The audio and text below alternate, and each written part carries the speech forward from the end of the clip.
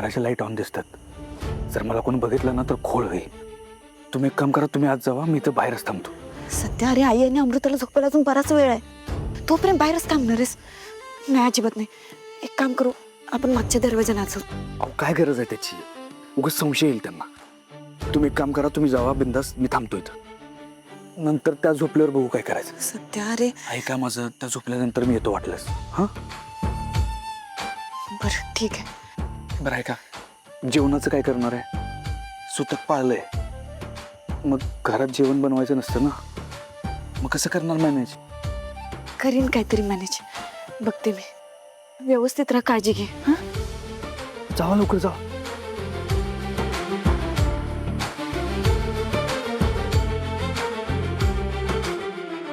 आमरे, कळव मला. आमरे अगं जीवाला नुसतं घोर लागून राहिलाय माझ्या. किती वेळ झाला मंजूचा पत्ता नाही. जेव्हा आपल्याला कळलं की ते आजूबाजूला नाही तेव्हा शोधायला पाहिजे होतं. तू म्हटलीस राहू देत, येईल म्हणून. अगं आता किती वेळ झाला पत्ता नाही तिचा, कुठं शोधायचं तिला? आई अगं चुकलंच माझं. मला तिची अवस्था समजून घ्यायला पाहिजे होती. मला वाटलं की ती तर घरात राहून सारखे विचार येत आहेत म्हणून बाहेर फेरफटका मारायला गेली असेल. आमरे, सत्यजित्रावांच्या दुःखात तिने जीवाचं काही बरं वाईट. नाही दीदी, असं काही नाही करायची. ती आत्ता त्रासात आहे, पण ती एवढ्यात हार मानणाऱ्यासारखी नाहीये. ती असेल सुखरूप. मी एक काम करते, बलमादा त्याला फोन करते आणि त्याची काही मदत मिळते का बघ.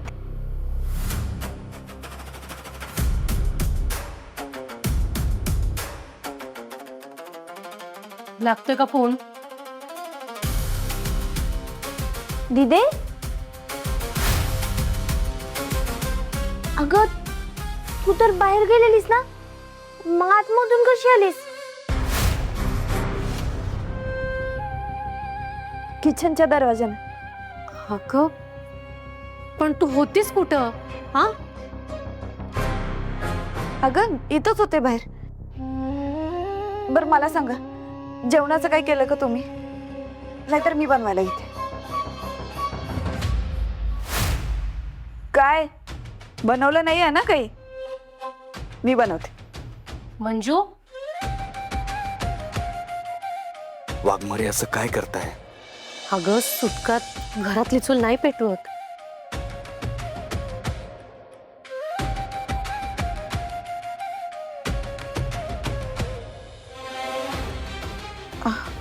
होय ना, सॉरी, लक्षातच नाही राहिलं. मी आहे रूम मध्ये.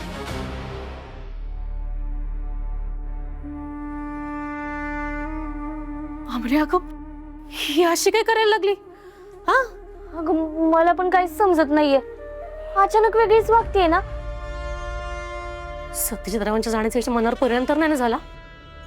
देवा, माझ्या पोरीला हेडबेड तर नाही लागलं? आमरे, अहो बोललो होतो ना की चेहऱ्यावर दुःख ठेवा म्हणून, नाहीतर सगळ्यांना वाटेल वाघमारे तुम्हाला वीड लागले.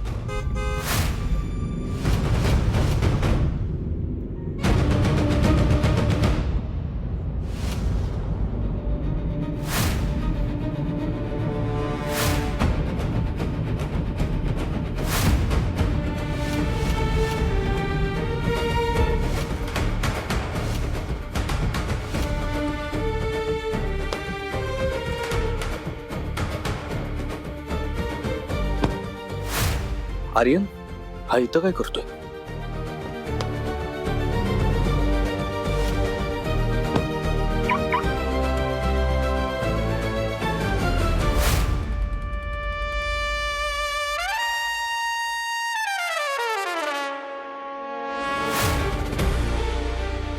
आमरे, आपल्याला मंजूला दुःखातनं बाहेर काढायला लागल ग. तिच्या सत्यजित्रावांवर खूप प्रेम होतं. त्यांच्या जाण्याने तिच्या मनावर लई मोठा आघात झाला असणार आहे हे मी समजू शकते. पण तिला या दुःखातनं कसं बाहेर काढायचं? हा, त्यांच्या जाण्याने तिला मनाचा आजार तर नाही ना होणार? आपल्याला कसंही करून तिला दुःखातनं बाहेर काढावंच लागेल आमरे. आई अगं एवढ्या टोकाचा विचार नको करूस. आपण बोलूयात ना दीदीशी, सगळं नीट होईल. काळजी. काय झालं? Anything serious?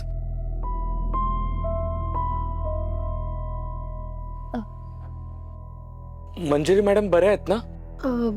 हो ठीक आहे मंजू. ठीक आहे ती, फक्त दाजी अचानक गेल्यामुळे तिला धक्का बसलाय.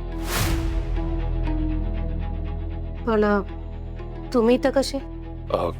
जेवण घेऊन आलोय. अहो तुम्ही कशाला त्रास करून घेतला? त्रास काय यात? अहो मी मावशींना सांगितलं की एक्स्ट्रा जेवण बनवा, डब्बे घेतले, गाडीत टाकले आणि घेऊन आलो. यात काय त्रास? काकी, तुमच्यावर एवढा दुःखाचा डोंगर कोसळलाय आणि ह्या सिच्युएशन मध्ये पण जर मी तुमच्या काही कामी नाही आलो तर माझा माणूस म्हणून जन्म घेऊन काय उपयोग आहे? चला, खूप डिस्कशन झालं, जेवायला घेऊया. वाढतो मी. मॅडम कुठे आहे? Manjiri madam, Manjiri madam. आर्यन तू? हा, जेवण घेऊन आलोय. बरं झालं अरे, एवढी भूक लागली होती ना मला. मी आता आत बसून तोच विचार करत होती की काय खायला मागवता येईल. सकाळपासून पोटात अन्नाचा कण गेला नाही. आई अमृता, चला जेवून घे पटकन, या. हमरे अगं चल जेवून घे, तुला औषधं पण घ्यायची आहेत ना परत. ये पटकन, जा पटकन, ताटे घे तिथली, वाढूया आपण. घे घे घे, चल पटकन.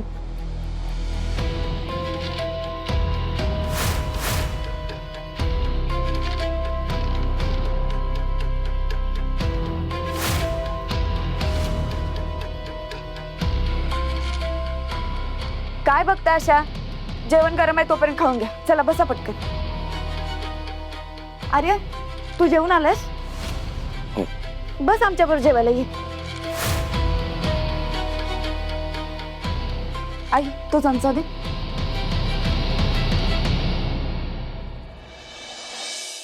अमृता, जेवायला बस आता.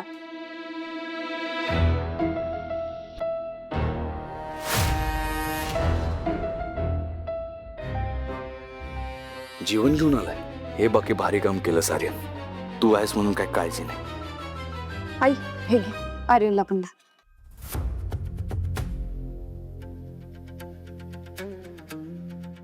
सुरू कर.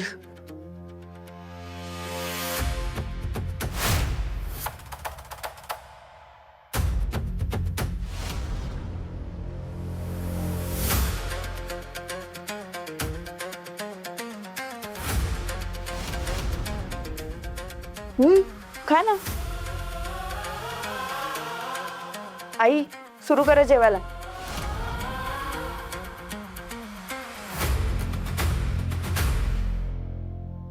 सध्या पण जेवला नसेल.